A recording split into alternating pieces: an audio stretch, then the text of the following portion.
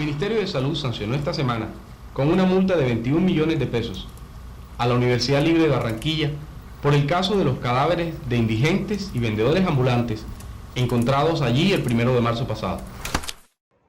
Vivía muy cerca, no enfrente. Yo vivía en el edificio García.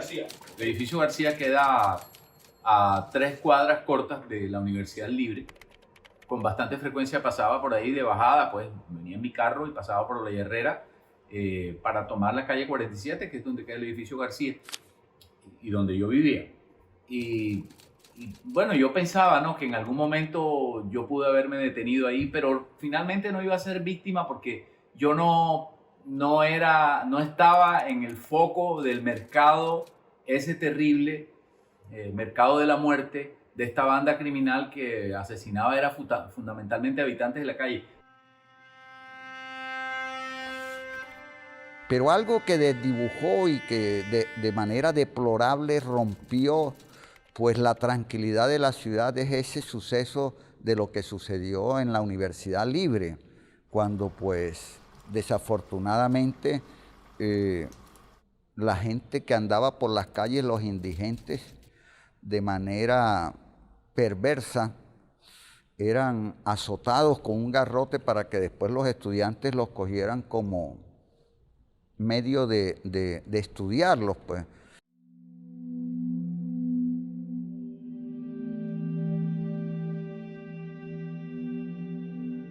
Y me dicen, están en pequeña cirugía. Entro a la sala de pequeña cirugía y había una enfermera limpiando de la sangre a los heridos, a los 2 heridos. Me doy cuenta que cerca había una bata de médico. Yo me coloco la bata de médico y le digo a la señorita, hágame el favor y sale por. Entonces ella, sí, doctor, y salió. Yo inmediatamente le dije al camarógrafo, pilas, entre. Entró él, cogí el micrófono. Yo les confieso, le hice una sola pregunta a Oscar. Le dije, ¿qué pasó?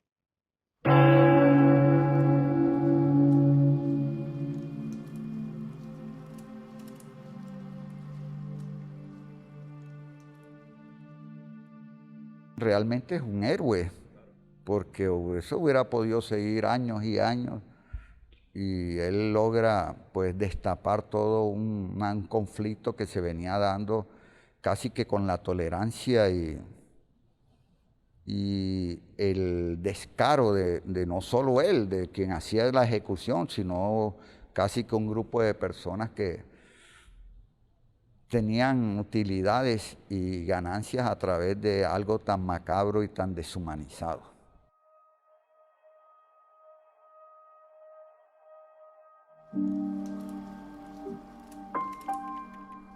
Sí, conocíamos a Santander, claro. Era un personaje. ¿Cómo era? El de los muertos.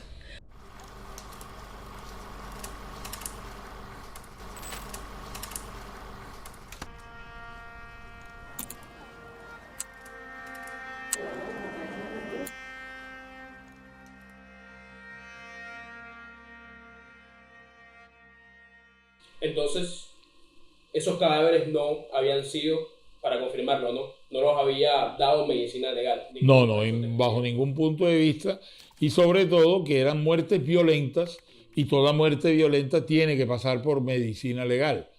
Entonces eran 10 cadáveres que estaban allí y que definitivamente no habían pasado por medicina legal. Posteriormente tuvimos que ir con los patólogos a hacer las respectivas necropsias en la misma morgue de la Universidad Libre de Colombia.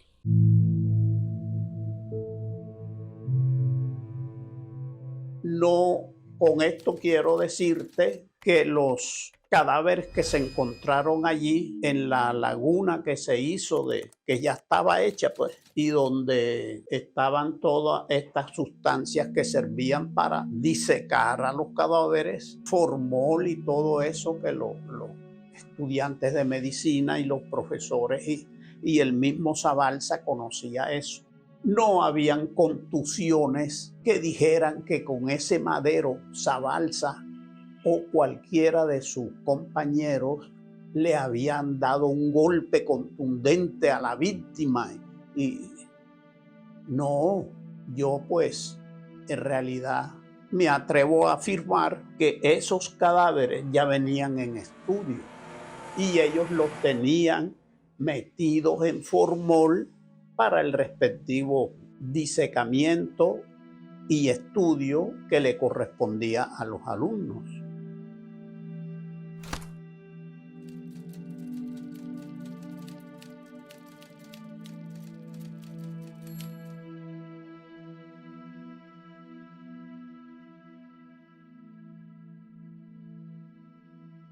Ah, Santander.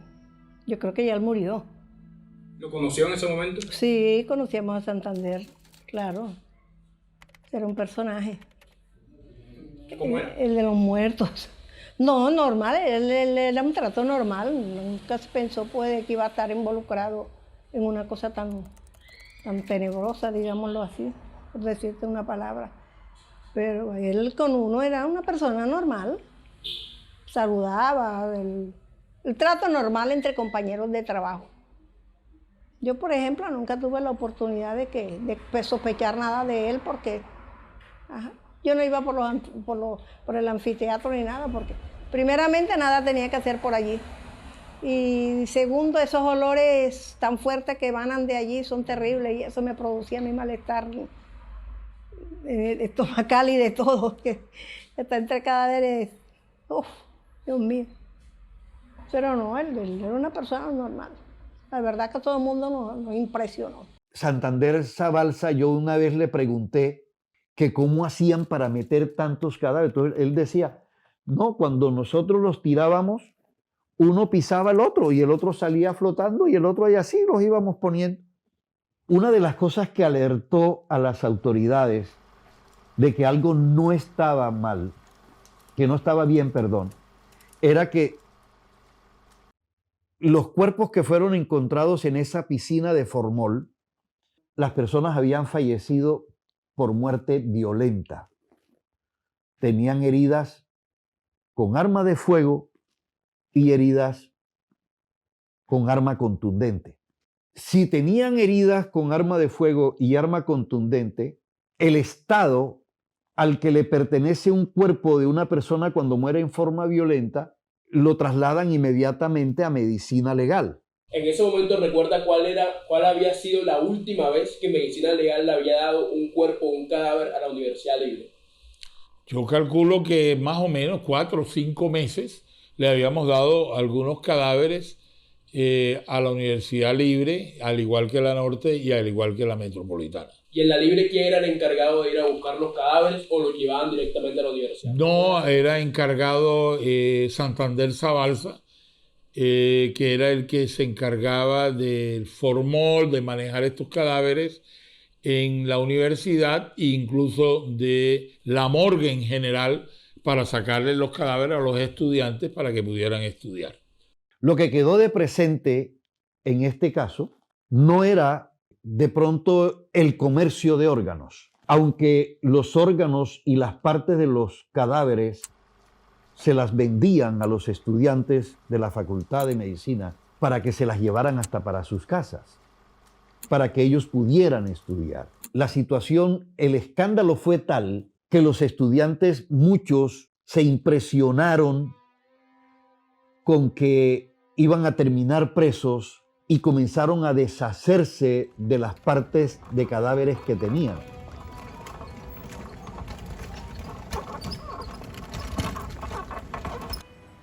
Pero yo creo que aquí hubo falta de todos los estamentos gubernamentales. Esto aquí era un caos. Cada uno hacía lo que le daba la gana y principalmente nunca se tuvo en cuenta a los pobres, a los excluidos, a las víctimas del sistema capitalista, que es el que reproduce todo esto. Y aquí cada momento acontecían cosas por el estilo y nadie decía nada ni nadie se incomodaba. Era una banda que mataba, no por ninguna pasión, mataba como el que mata para robar, ¿no es cierto? En la calle puede ser que alguien mate para robar o tratando de robar mate. Aquí no, aquí el objeto era matar para vender partes del cuerpo, para vender los cadáveres, era para hacer negocio con los cadáveres. No le robaban a los tipos la carretilla en donde transportaban cartones, ni quién sabe cuánto podían tener esos hombres y mujeres. Yo no recuerdo que si hubiese mujeres, pero cuántos tenían en sus bolsillos, 5,000 pesos, porque vendían cartón, porque tenían una plata para comerse algo, pero era nada, era el cuerpo humano. Aquí lo que tiene un gran impacto es que el botín, producto de este crimen sistemático, era el cuerpo humano.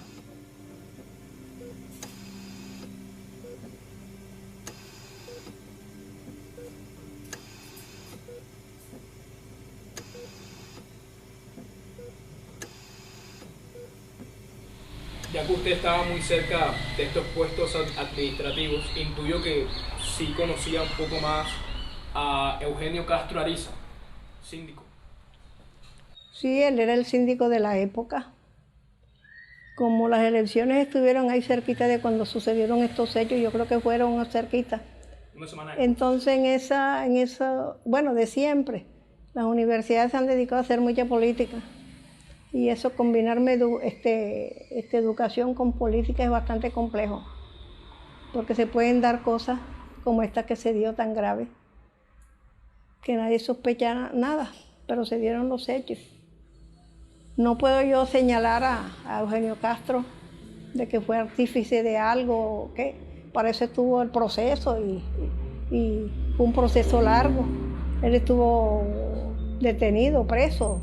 Eugenio después, cuando ya se descubre que él tenía algo que ver con los cheques que eran pagados por los cadáveres, intentó suicidarse, después lo llevaron a una clínica. Pero a él con uno, bueno, era un compañero que trabajaba en contabilidad y fue ascendiendo hasta llegar a ser el síndico. Eso pues, su cambio de carácter, de trato con los trabajadores también varió mucho. Es decir, yo estoy arriba, yo porque voy a mirar bien el de abajo, entonces. Pero, tenía el puesto y era el que sabía si podía hacerlo o no hacerlo. Eso a mí la verdad no me inquietó nunca, porque yo cumplía con mi trabajo y lo demás no, ni lo murmuraba ni nada, sino que eso se comentaba siempre en la libre, que Eugenio cogió el cargo de síndico y ya cambió. Pero algunos de ellos gozaban en libertad provisional y otros estaban sufriendo prisión. Entre ellos también, el nombre no lo recuerdo, pero sí estaba vinculado el síndico de la universidad que en una etapa del proceso, su apoderado de ese momento solicitó la libertad y se la concedieron, libertad provisional, Eugenio Castro Ariza. Fue escalando. Sí, porque él era auxiliar contable, después pasó a contador. De allí, creo que fue así, y así.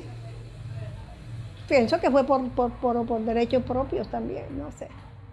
Entonces él tenía el poder de decir, sí, eso se compra, sí, pero hay presupuesto, o hay que presupuestarlo, o hay que mirar el rubro, si lo hay o no lo hay, se puede. Él tenía el poder ese, el económico de la universidad, y ya eso es bastante. Que tiene poder económico, tiene mucho. Y si no se sabe administrar, se vuelve compleja la cosa.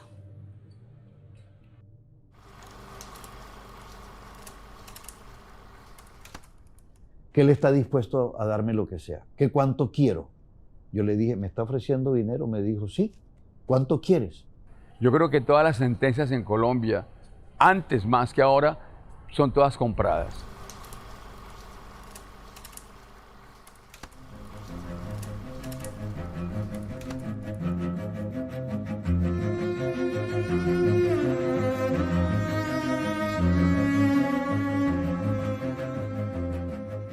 No es política, es politiquería. Precisamente es el politiquero capitalista, ambicioso, neoliberal, que quiere utilizar todas las instituciones a su favor. Esto es alienar, castrar el pensamiento de los estudiantes para su beneficio propio. Porque meter a una persona sin un estudio con antecedentes penales en una universidad donde se tramitan tantas cosas, se está trabajando con cuerpo humano, así sea cadáver, ¿eh? Pero la ley protege hasta el cadáver aquí en Colombia, porque aquí gracias a Dios está todo arreglado. Que no se cumpla todo es otra cosa. Este es el país más arreglado del mundo. Necesitaba 2 testimonios, el del representante de la universidad o uno de los testigos y el comandante de la policía. Le pregunté otra vez a los policías que estaban que si el comandante iba a llegar allí, que si se iba a demorar. Me dijo, él tiene que venirse otra vez para acá. Me puse a esperarlo allí. Cuando llega el doctor Álvaro Villanueva, presidente del Consejo Directivo de la universidad. Se sorprende por mi presencia allí. Me dice que no le vaya a hacer daño a la universidad dando esa noticia, que él está dispuesto a darme lo que sea, que cuánto quiero. Yo le dije, ¿me está ofreciendo dinero? Me dijo, sí. ¿Cuánto quieres? Te doy lo que quieras. Le dije, no. No, porque la noticia está ahí. Ahora, ¿quiere hacer algo? ¿Quiere defender la universidad? Defiéndala. Yo le doy la oportunidad. Me dice, pero ¿cómo la voy a defender si ahí están los cadáveres? Por el fin de la prensa. La prensa, como dice sus voceadores, lo que le interesa es vender. Entonces dice, asunto de la Libre, hoy apareció el señor fulano de tal, y entonces usted, yo, otro, a comprar el periódico.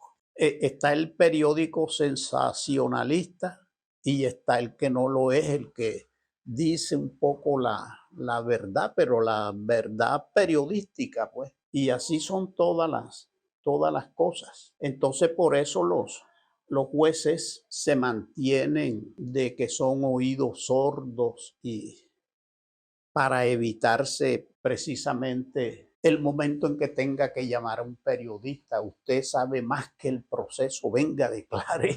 Yo creo que todos los procesos dentro del sistema tienen algo de impunidad, porque quien domina es el dinero. Yo creo que todas las sentencias en Colombia, antes más que ahora, son todas compradas. Se compran jueces, se compran fiscales, se compran magistrados y se compran las altas cortes. De acuerdo con la categoría del ente investigador, es más caro el precio de la sentencia. Ya no somos un remanso de paz, pero bien válido en la acotación que haces en la pregunta. Éramos un remanso de paz. Sabemos que todos estamos permeados por la violencia diversa, ¿no? De los actores del conflicto, del paramilitarismo, de la guerrilla y del narcotráfico. Y en el caso concreto de Barranquilla es que no ocurrían muchos crímenes, pero había unos crímenes que marcaban la ciudad, pero históricamente. Alguien por chiste dice que tenía que ver con el agua del río Magdalena, pero finalmente eso pues es un chiste porque del agua del río Magdalena viven muchos pueblos. Y era que aquí ocurrían unos casos muy especiales. Muchachos, lo que claman es que a ellos, porque ellos cómo se van a enfrentar, por ejemplo, con los basuriegos. Si hay una mentalidad y justamente que entiende y respeta la integridad de los trabajadores de este país, es la Universidad Libre. Entonces no se puede enfrentar un nido de cultura, una cuna de cultura, con gente que está trabajando en una forma completamente diferente. Porque son mentalidades ocultas, no tampoco, porque eso no es ralea. Esos son seres humanos que tienen derecho a vivir. No, señor. No, es que la cultura, mire, estamos defendiendo. La ciudadanía tiene que callar su indignidad. Su indignidad tenemos que callarnos a la ciudadanía hasta que la justicia diga. No, señor, sea seria. Sea seria, eso es indignante. Describa que eso es indignante. Eso es indignante. ¿Sí o no? ¿Lo que pasó es indignante o no? ¿Y nos las callamos? ¿Nos esperamos? ¿Tú tienes pruebas de lo que sucederá? ¿Qué más pruebas que los cadáveres? ¿Y los cadáveres qué? ¿Fueron fabricados? Entonces nos callamos, la ciudadanía se indigna. Soy un ciudadano indignado y a mí me duelen los muertos, los 10 muertos. Si a ti no te duelen es tu problema, hermano. Y eres médico, te estás formado como médico, me sorprende tu sensibilidad social, alta dosis.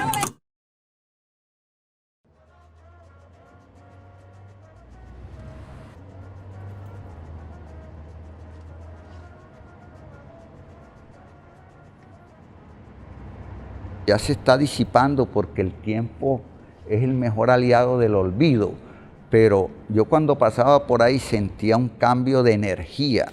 Cuando venía subiendo atrás en la ventana del Studebaker que manejaba mi padre, sentía algo que no estaba bien, porque esos sucesos también acaban con los prestigios y los edificios se vuelven también como cómplices de una acción mal del hombre que termina manchando la dignidad del espacio. No, allá no se metían en uno en cuanto a eso. No tenía problemas de credo ni de nada de eso. Uno trabajaba normal. Si era católico o lo que tú quisieras hacer, allá con eso no se metía nadie. Eso siempre hubo un respeto de trabajadores y administrativos. ¿Se puede decir que las directivas eran personas laicas? No, todos eran laicos.